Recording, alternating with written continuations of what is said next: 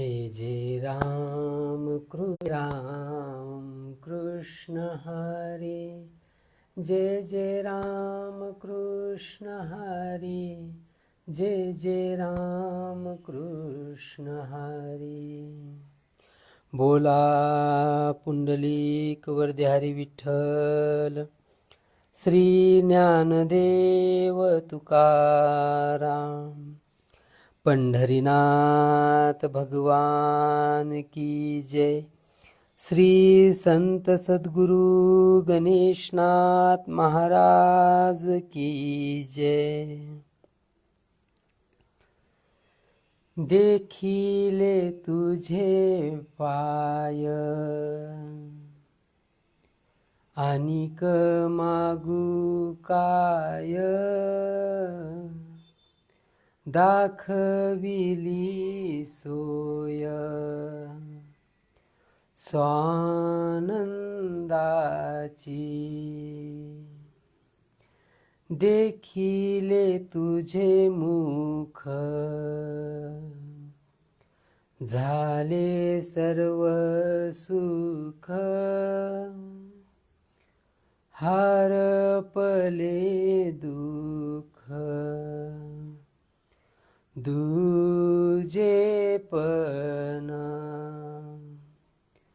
झाली तुझी भेटी, हर्ष माझे पोटी, जन्म मरण गोष्टी दुरावल्या. गणेशनाथ म्हणे तुझ्याने पावन,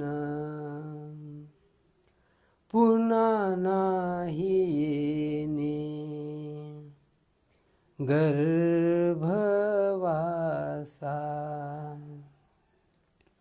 देखिले तुझे मुख, झाले सर्व सुख, देखिले तुझे मुख, झाले सर्व सुख. महायोग पीठे तटे भीमरत्या, वर पुंडरीकाय दातो मुनींद्रे.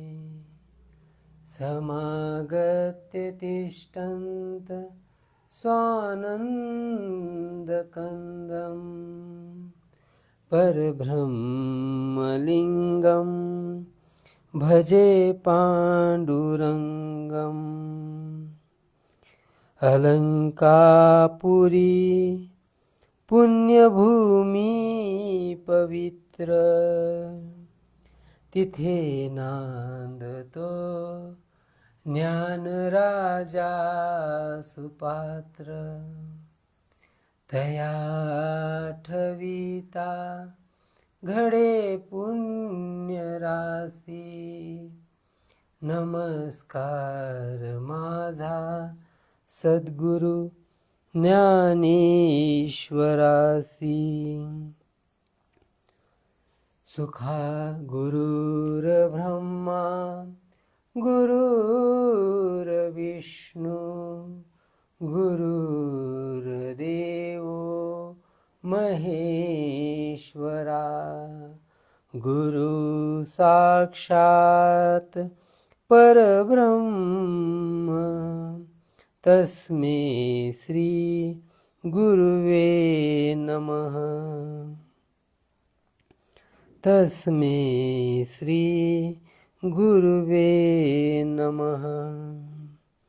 सुखाचे उद्गार तूच बोलवीसी, तुझवी नको नासी सांगू देवा.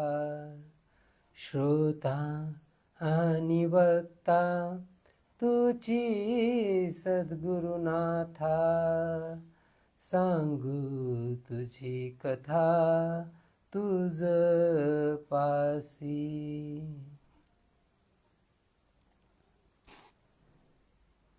देखिले तुझे पाय अनिक मागू काय, दाखविली सोय स्वानंदाची.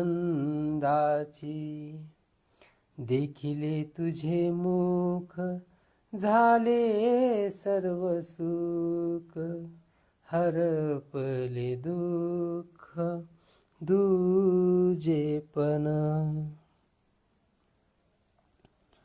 प्रस्तुत प्राप्त प्रसंगी श्री संत सद्गुरू गणेशनाथ महाराज यांच्या अभंगगाथेवरील ज्या अभंगावरती आदरणीय हरिभक्त परायण वैकुंठवासी संजू महाराज रंखाम यांनी प्रवचन केले होते, त्या प्रस्तुत अभंगावरती ही 10 दिवसाची प्रवचन मालिका आहे. त्यातील आज सेवेसाठी घेतलेला 5व्या दिवशीचा अभंग श्री संत सद्गुरू गणेशनाथ महाराज यांच्या अभंगगाथेतील 329 क्रमांकाचा आहे. हा प्रस्तुत अभंग जसं तुकोबारायांचा ध्यानाचा अभंग आहे. सुंदरत ध्यान उभे विटेवरी, खर कटेवरी ठेवोनिया. तसंच माऊलींचा रूपाचा अभंग आहे. रूप पाहता लोचनी, सुख झाले हो साजनी. अगदी तसेच हा प्रस्तुत अभंग श्री संत सद्गुरू गणेशनाथ महाराजांचा कीर्तनाच्या अगोदर ध्यानाचा म्हणून घेतला जातो. देखिले तुझे पाय अनिक मागू काय. प्रस्तुत अभंगात श्री संत सद्गुरू गणेशनाथ महाराज हे परमेश्वराला चा पाय, त्याचे मुख म्हणजे पांडुरंग परमात्म्याचं मुख, पांडुरंग परमात्म्याचे पाय पाहिल्यानंतर आपली काय अवस्था झाली त्याचे वर्णन करतात. आणि या अभंगावरती आदरणीय संजू महाराजांनी तीर्थक्षेत्र उजनी येथे झालेल्या सेवेत खूप छान चिंतन प्रकट केले होते. प्रथम चरणात असे म्हणतात की देखिले तुझे पाय अनिक मागू काय. जेव्हा एक भक्त पांडुरंग परमात्म्याच्या दर्शनाची इच्छा अंतःकरणात ठेवून पंढरीच्या वारीला निघतो, जेव्हा तो प्रवासाला सुरुवात करतो तेव्हापासून ते पांडुरंगाच्या समोर प्रकट होईपर्यंत त्याच्या अंतःकरणात एकच इच्छा असते की कधी त्या माझ्या पांडुरंग परमात्म्याच्या चरणाला स्पर्श करेन. आणि स्पर्श केल्यानंतर जी अनुभूती येते त्या अनुभूतीचं वर्णन आपण कशातही करू शकत नाही. कारण बघा, एक तेवढ्या एका क्षणासाठी भक्त किती दूरहून प्रवास, वारीचा प्रवास, पाऊस, चिखल, त्या सर्व यातना सहन करायला तयार आहे. कशासाठी? त्या एका क्षणाच्या सुखासाठी. म्हणून माऊली म्हणतात की एक क्षण जरी त्या देवाच्या दारात उभा राहिलो तरी 4 मुक्ती प्राप्त होतात. मग इथंही तोच प्रसंग नाथ महाराज सांगतात की देखिले तुझे पाय अनिक मागू काय. आता ज्या क्षणी आम्ही तुमचे पाय पाहिले त्या क्षणी आता आम्हाला काही एक मागण्याची इच्छा नाही. काय मागावं तरी काय, त्यापेक्षा दुसरं काय असेल. कारण ह्या पायाचं उदाहरण देताना आपल्या शास्त्रात जेव्हा समुद्र मंथनातून लक्ष्मी प्रकट झाली तेव्हा एक पुराणात कथा आहे की ती प्रथम लक्ष्मी सर्व देवाकडे गेली. म्हणजे तिला वर निवडायचा होता, कुणापाशी राहायचं हे लक्ष्मीचं स्वतःची तिला अधिकार होता तसा. आणि मग ती प्रत्येक देवाकडे जाऊन पाहू लागली की मी याच्यापाशी राहू शकते का, त्याच्यापाशी राहू शकते का. तेव्हा ती कोणापाशी थांबली नाही.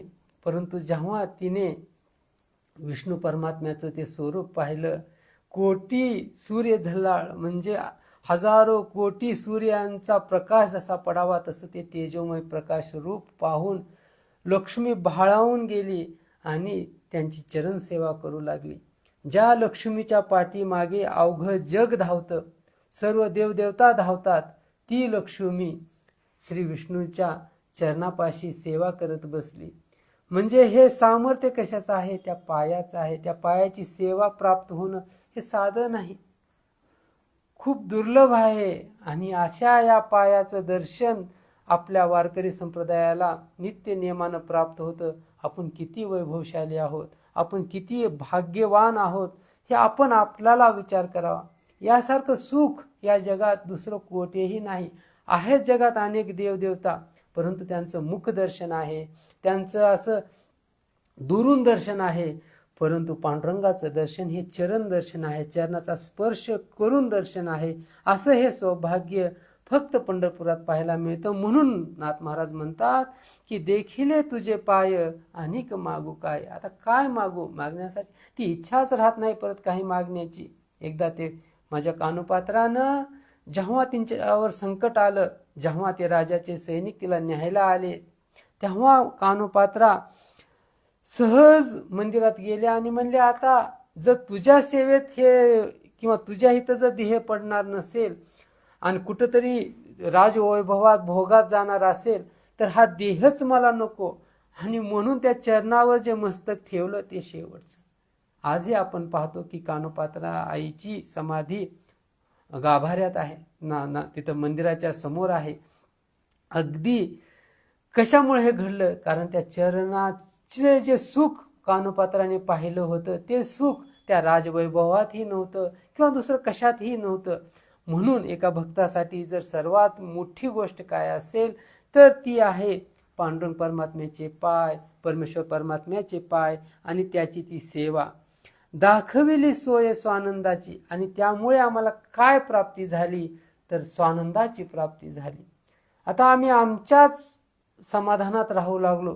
आता या जगाचा आम्हाला विसर पडला. कोण आमची निंदा करतं, कोण आमची स्तुती करतं, कोण आम्हाला त्रास देतं, कोण आम्हाला म्हणजे आमचा गौरव करतं, त्या कोणत्याच गोष्टीची आता आम्हाला तमा राहिली नाही. कारण आम्ही आता आमच्यातच सुखी झालो.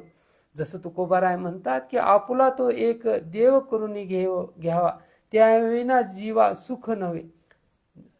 या जीवाला सुख केव्हा प्राप्त होतं? जेव्हा आपलं हे मन आपापल्या देवात, दुसरा तिसरा कोणी नसून आपल्या आत्मारामात, म्हणजे आपला जो आंतरिक जो राम वसला आहे आपल्या हृदयस्थ, त्या परमेश्वराचं जेव्हा आपणास प्राप्ती होते, जेव्हा त्या नामचिंतनात मन रमायला लागतं, जेव्हा आपण स्वतःचा आत्मप्रकाश स्वतः पाहायला लागतो, तेव्हा आपणास बाह्य कुठल्याच गोष्टीत अडकून पडण्याची आवश्यकता नाही किंवा या जगाच्या निंदा किंवा स्तुतीत किंवा त्याचा परिणाम आपणावर होत नाही. म्हणून दाखविली सोय स्वानंदाची. मला आता स्वतःचा आनंद प्राप्त होऊ लागला. मी समाधानाच्या अवस्थेत राहू लागलो. माझ्यावर आता कुठलाही यश अपयश कोणतीच गोष्ट परिणाम करू शकली नाही. आणि श्रीकृष्ण परमात्म्याने गीतेत हेच तर वर्णन केलं आहे. जेव्हा अर्जुनाला सांगतात की एक साधू पुरुष जेव्हा त्या अवस्थेला प्राप्त होतो तेव्हा त्याची काय अवस्था होते, तो स्वतःच्या स्वानंदात राहायला लागतो. त्याच्यावर या जगातली कोणत्याही गोष्टीचा परिणाम होत नाही. आणि तोच अनुभव येथे नाथ महाराज सांगतात. देखिले तुझे मुख झाले सर्व सुख. पुढच्या चरणात म्हणतात की रूप पाहत आलोचनी सुख झाले हो साजनी. माझ्या या साजनीला, माझ्या या आत्म्याला असं काही सुख प्राप्त झालं तो सगुण परमात्मा पाहून. तसं तर वारकरी संप्रदायाने दोन्ही गोष्टीला मान्यता दिली आहे. तुझं सगुण म्हणू की निर्गुण. तुम्हाला काय म्हणावं पांडुरंग परमात्मा, हे ते वारकरी संप्रदायात सगुणालाही भजलं जातं, निर्गुणालाही भजलं जातं. जेव्हा माझी माऊली प्रमाण देते की रूप पाहता लोचनी, या डोळ्याने काय पाहिलं तर ते सगुण रूप पाहिलं. आणि सुख कुठं झालं? त्या निर्गुण निराकार अविनाशी त्या आत्मस्वरूपाला सुख झालं. रूप पाहता लोचनी सुख झाले हो साजनी. तो हा विठ्ठल बरवा, तो हा माधव बरवा. म्हणून देखिले तुझे मुख झाले सर्व सुख. हरपले दुःख तुझे पण आणि मग काय झालं, आमच्या आयुष्यात जेवढं काही दुःखाचे प्रसंग होते झालेले, सध्या आम्ही जे काही दुःख भोगत आहोत आणि भविष्यात जे काही दुःख आमच्या वाटेला असेल, त्या सर्व दुःखापासून निवृत्ती झाली. का? कारण दुजेपण, आता दुजं पण राहिलं नाही, अद्वैत स्वरूप प्रकट झालं. कोण माझ्यावर, म्हणजे जे 3 दुःखाचे प्रकार सांगितले आहेत, आदी दैविक, आदी भौतिक आणि आध्यात्मिक, या तिन्ही दुःखांची निवृत्ती ही ह्या पांडुरंग परमात्म्याचं रूप पाहिल्यानंतर होते. ते कसं म्हणाल तर, आदिदैविक दुःख केव्हा प्राप्त होतं, जेव्हा एखादा आघात, या प्रकृतीमध्ये घडणाऱ्या विविध घटना, जसं की प्रलय येणं, वादळ सुटणं, भूकंप होणं, सुनामी येणं, या सर्व घटनामुळे जे काही मानवी जीवनावर दुःख प्राप्त होतं त्याला आदिदैविक दुःख म्हणतात. तर मुळात आम्हाला कळून आलं की ही प्रकृतीची एक रहाट गाडगी आहे, म्हणजे ती होत राहणार. किती कल्प झाले आणि किती कल्प होणार त्याची गणती नाही. सतत या प्रकृतीचं चक्र निर्माण होत आहे, दिसत आहे, परत नष्ट होत आहे, हे सतत चालू आहे. चंद्र सूर्य म्हणजे निर्माण होतात, नष्ट होतात, आणि हे सगळं आम्हाला या पांडुरंग परमात्म्याचं रूप पाहिल्यानंतर कळालं. म्हणून त्या आदिदैविक जे आमच्यावर दुःख होणार आहे की त्या दुःखामुळे आमचं घर नष्ट झालं, आमचा हा देह नष्ट झाला, आम्हाला त्याची तमा नाही. कारण कळून आलं, कारण हा देह माझा नाही, हा देह पसारा माझा नाही, हे सगळं काही ह्या परमेश्वराचं आहे आणि त्या प्रकृतीत ते विलीन होणार आहे. मग मी दुःख का करावं? हे पहिलं दुःखाची निवृत्ती झाली. दुसरं जे आदिभौतिक आहे, दुसऱ्या भूताने माझ्यावर केलेला अन्याय, दुसऱ्या व्यक्तीकडून, दुसऱ्या घटकाकडून माझ्यावर झालेलं दुःख, त्याचाही माझ्यावर परिणाम होत नाही. का? कारण तुम्ही पाहता अनेक पुराणात दाखले आहेत की हे हिंस्र पशु पक्षीही संत साधू महात्म्यापाशी शांत होतात. का? कारण त्या संत साधू महात्म्याने ते आत्मस्वरूप ओळखलेलं असतं. जो माझा आत्मा आहे तोच समोरील रेड्याचा आत्मा आहे, जो माझा आत्मा आहे तोच समोरील वाघाचा आत्मा आहे, तोच त्या सर्पाचा आत्मा आहे. जेव्हा माझे शांती ब्रह्म एकनाथ महाराज समाधी अवस्थेत बसतात तेव्हा त्यांना ऊन लागू नये म्हणून सर्प त्यांच्या मस्तकी फडा धरून बसतो, आणि हे धरल्यानंतर नाथ महाराजांना कशाचीही भीती वाटत नाही. हे कशामुळे घडतं? कारण नाथ महाराजांना कळून आलं की मी आणि तो सर्प वेगळा नाही. जो त्रास मला उन्हाचा होत आहे तो त्या सर्पाला जाणवला, आणि म्हणून त्याने तो फणा नाथांच्या मस्तकी धरला. म्हणजे त्याने नाथ महाराजाचा आत्मा ओळखला आणि नाथ महाराजांनी त्याचा आत्मा ओळखला. मग तिथं ते शत्रू भावना राहील का? राहणार नाही. म्हणून म्हणतात की त्या आधी भौतिक दुःखापासून ही निवृत्ती झाली. आणि जे तिसरं दुःख आहे, जे आध्यात्मिक, जे आंतरिक विकार, आंतरिक रोग यापासून निर्माण होणारं, त्या रोगाचीही तमा का बाळगावी? मुळातच हा नरदेह दुःखाचे भंडार आहे, रोगाचे भंडार आहे. यात किडे मकुडे काय म्हणचाल ते सगळ्या गोष्टी आहेत. ही जी वरची दिसणारी जी त्वचा आहे ही काढून तर बघा, तुम्हाला कळून येईल मध्ये किती आळ्या, किती जीवाणू, विषाणू, अनेक गोष्टी आहेत. उग हे वरून चामडं आहे म्हणून आपल्याला ते जाणवत नाही, परंतु हे खूप दुर्गंधीयुक्त शरीर आहे. यात लाळ, थुंका, तुकोबारायांनी तर खूप गोड वर्णन केलं आहे की यात विष्ठा, यात काय घाण नाही, सगळं आहे. तरीही हाच नरदेह आपणाला त्या परमेश्वराची भेट घडवून देतो, म्हणून श्रेष्ठ आहे. म्हणून ह्या देहाचा साधन म्हणून आपण उपयोग केला पाहिजे.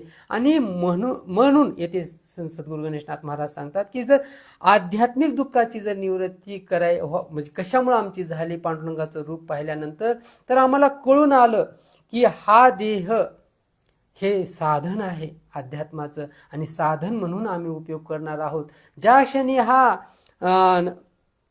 म्हणजे क्षीण होईल, वृद्धप काळाकडे जाईल, तेव्हा आम्हाला त्याची भीती वाटणार नाही की माझं आता शरीर थकलं आहे त्याचं मला दुःख वाटणार नाही, कारण जी साधना करायची होती ती मी तर तरुण अवस्थेतच करून घेतली आहे. आता फक्त एकच आहे की शेवटचा तो दिवस गोड व्हावा, फक्त आता त्या एक आणि अंतकाळेच्या समयी माझ्या मुखात हरिनाम यावं आणि येणार. ज्याने आयुष्यभर अखंडित प्रभुनामाचं स्मरण केलं आहे, पांडुरंग परमात्म्याचं रूप पाहिलं आहे, त्याच्या मुखात ते नाम का येणार नाही? नक्की येणार. आणि जर हे असं सगळं घडणार असेल तर मग ते आध्यात्मिक दुःख तरी मला कशाला होईल? कुठला रोग झाला, कुठला माझ्या शरीराचा अवयव निकामी झाला तरीही मला त्याचं काही वाईट वाटणार नाही. कबीर महाराजाच्या पायाचा लचका एक कुत्र घेत होतं आणि त्याला एका चालत्या व्यक्तीने रस्त्यावरील व्यक्तीने बोलला तो की अहो कबीर महाराज, तुमच्या पायाचा तो कुत्रा लचका तोडत आहे. तर कबीर महाराज म्हणले, ओ कुत्ता जाने और चमडा जाने. हे कशामुळे अशी अवस्था प्राप्त होते? कारण तिथे ते दुज पण नष्ट होऊन जातं, तिथं अद्वैत स्वरूप प्रकट होतं. सदैव त्या ब्रह्मानंदी टाळी लागून राहते आणि सदैव त्या पांडुरंगाचं स्वरूप दृष्टीसमोर राहतं. म्हणून देखिले तुझे मुख झाले सर्व सुख, हरपले दुःख दुजेपण. पुढे म्हणतात, झाली तुझी भेटी हरुष माझे पोटी. या जगात आपण अनेकांची भेट घेतो. अहो साधं आपल्या भागातील जो आमदार असतो त्याची भेट सोडा, नुसतं त्याला पाहिलं, त्याच्या जवळून जरी आपण गेलो तरी मी आमदाराला पाहिलो, आमदाराच्या जवळून गेलो असं आपण कौतुकानं सांगतो. आणि इथं तर जगाचा मालक, जगाचा बाप, त्याची भेट जेव्हा संत साधू महात्म्याला होते काय आनंद होत असेल तेच येतं वर्णन करतात की झाली तुझी भेटी हरुष माझी पोटी. त्या आनंदाची प्रकटीकरण कसं आम्ही शब्दात करावं ते करू शकत नाही. अहो जे आपण विषय भोगतो त्यांचं ते वर्णन आपण शब्दात करू शकत नाही. आता गुळ खाल्ल्यानंतर कसं वर्णन करणार आहात की गुळ किती गोड आहे, किंवा कोणतीही डोळ्यानं पाहिली एखादी वस्तू आणि मग त्याचं वर्णन आपण कसं करणार आहोत शब्दात की आहे अशी अशी अशी अशी. त्याचं आपण त्या आनंदाचं वर्णन आपण शब्दात करू शकत नाही की झाली तुझी भेटी हरुष माझी पोटी. अगदी तसं मग ह्या परमेश्वराला जर साक्षात पाहिल्यानंतर त्या आनंदाचं वर्णन काय करू? म्हणून हरुष माझे पोटी, तो अंतःकरणातला आनंद आहे, तो अंतःकरणच अनुभवतो. आणि जन्म मरण गोष्टी दुरावल्या. आणि काय झालं त्यामुळे? तर हा जो जन्म मरणाचा जो फेरा आहे तो नष्ट झाला. आता ना कुठे जाणं आहे ना कुठून येणं आहे, कारण हे जाणं येणं हे देह संबंधी आहे. हा देह पुनरपी जन्म पुनरपी मरणम, जठरी जननी, त्या माईच्या पोटात परत तो गर्भावस्थेत येईल, परत तो वृद्धावस्थेला जाईल, परत तो मातीत जाईल. हे सतत चालू आहे. परंतु हा जो चिरंजीव आत्मस्वरूप आहे, अविनाशी आत्मस्वरूप आहे, जे चैतन्य स्वरूप आहे, जो परमेश्वराचा अविभाज्य भाग आहे, त्या अवस्थेला प्राप्त झाल्यानंतर, त्या परमेश्वर स्वरूपाला प्राप्त झाल्यानंतर मग कुठं जाणं आणि कुठं येणं? मग ती झाली भेटी. येथे भेटी म्हणतात म्हणजे गंगा समुद्र भेटले, विषय संपला. तिथं गंगेला आपण, त्या समुद्राला परत आपण यमुना, गंगा, नर्मदा असं म्हणून ओळखत नाही, तो समुद्र समुद्र.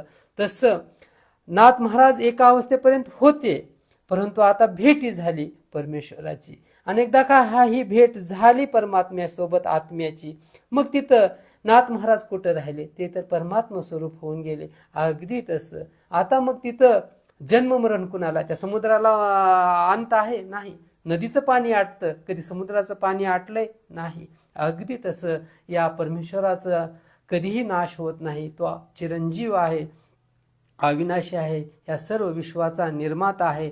आणि त्या अवस्थेला प्राप्त झाल्यामुळे काय झालं की आमचं जन्ममरण गोष्टी दुरावल्या.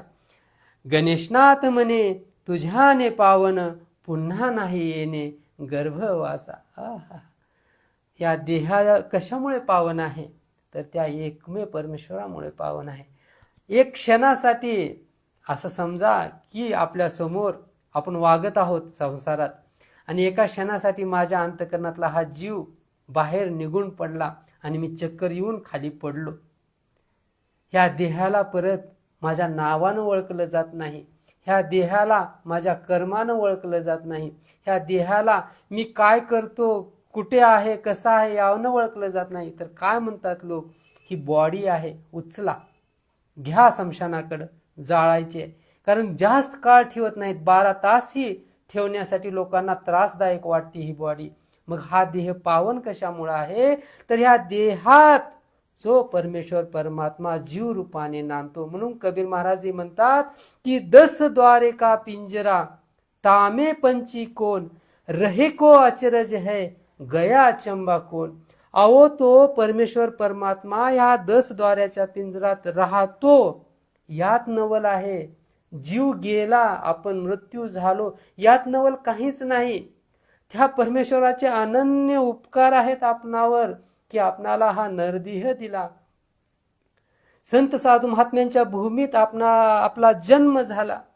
आता आपलं कर्तव्य आहे की या संतांच्या अभंगावर, संतांच्या विचारावर चालणं, त्यांचे विचार अंतकरणात उतरावणं आणि स्वतःचा उद्धार करून घेणं. आणि हे जर नसल आपण करू तर मग या देहाला बॉडीच एक दिवशी हे जग म्हणणार आहे आणि स्मशानात जाळणार आहे. तसं तर सगळ्यालाच तिथं जायचं आहे, जळायचं आहे. परंतु जो एक संत साधू महात्मा जळतो तो फक्त देहाने जळत नसतो. त्याने ऑलरेडी स्वतःच्या अंतकरणातील विकार जाळलेले असतात, ऑलरेडी अंतकरणातील माया मोह जाळलेला असतो आणि ऑलरेडी तो मुक्त अवस्थेला, पावन अवस्थेला प्राप्त झालेला असतो, त्या परमेश्वर स्वरूपाला प्राप्त झालेला असतो. आणि राहिलेलं जे काय जळतं ते फोलपट असतं, त्याची काहीच व्हॅल्यू नसते त्या संत साधू महात्म्याच्या दृष्टिकोनातून. तसं या देहाची, जसं जेव्हा सर्व जनक नगरीला आग लागली तेव्हा जनक राजाच्या मुखातलं वाक्य काय आहे की ते नगरही माझं नाही, तो जो जळणारा पाय आहे तोही माझा नाही. म्हणजे एवढी वैराग्य अवस्था त्या माझ्या जनक महाराजांना प्राप्त कशामुळे होते, तर ह्या आध्यात्मिक साधनेमुळे. म्हणजे हा नरदेह पावन कशामुळे असेल, तर तो अंतःकरणातल्या त्या परमेश्वराच्या वास असल्यामुळे. अन्यथा या नरदेहाला कवडीचीही किंमत नाही. कारण परत ती बॉडी आहे, ती काही तासानंतर तिचा वास यायला लागेल, तिच्यातून किडे आळ्या बाहेर पडायला लागतील आणि मग कोणीही तिथे ठेवून घेणार नाही, तिचा विल्हेवाट लावून टाकतील. म्हणून गणेशनाथ म्हणे तुझ्याने पावन आणि पुन्हा नाही येणे गर्भवासा. आता या संत साधू महात्म्यांच्या उपकारामुळे, त्यांनी दाखवलेल्या मार्गामुळे, सद्गुरूच्या कृपेमुळे आम्हाला हे ज्ञान प्राप्त झालं. आणि हे झाल्यामुळे आता तो गर्भवासाचा फेरा आमचा दुरावला. आता आम्हाला कळून आलं की काय आहे आत्मा, काय आहे परमात्मा, काय आहे जीव, काय आहे शिव. सर्व गोष्टी कळून आल्या आणि त्यामुळे पुन्हा नाही येणे गर्भवासा. अशा प्रकारे प्रस्तुत अभंगात अतिशय गोड वर्णन श्री संत सद्गुरू गणेशनाथ महाराजांनी परमेश्वराच्या पाहिल्यानंतर, परमेश्वराचं स्वरूप पाहिल्यानंतर, परमेश्वराची भेट झाल्यानंतर आणि त्यांच्याने हा देह कसा पावन आहे असं हे गोड वर्णन या प्रस्तुत अभंगात करतात. आणि त्यावर खूप गोड चिंतन आदरणीय वैकुंठवासी हरिभक्त परायण संजय महाराज रणखाम यांनी केलं होतं. झालेली सेवा संजय महाराजांच्या चरणी, श्री संत सद्गुरू गणेशनाथ महाराजांच्या चरणी, तुम्हा श्रोते मायबापांच्या चरणी आणि सर्व संत साधू महात्म्याच्या चरणी समर्पित करून येथेच थांबतो. गणेशनाथ गणेशनाथ गणेशनाथ गणेशनाथ गणेशनाथ गणेशनाथ गणेशनाथ गणेशनाथ गणेशनाथ गणेशनाथ गणेशनाथ गणेशनाथ गणेशनाथ गणेशनाथ गणेशनाथ गणेशनाथ. बोला पुंडलिक वरदे हरी विठ्ठल श्री ज्ञानदेव तुकाराम. पंढरीनाथ भगवान की जय. श्री संत सद्गुरू गणेशनाथ महाराज की जय.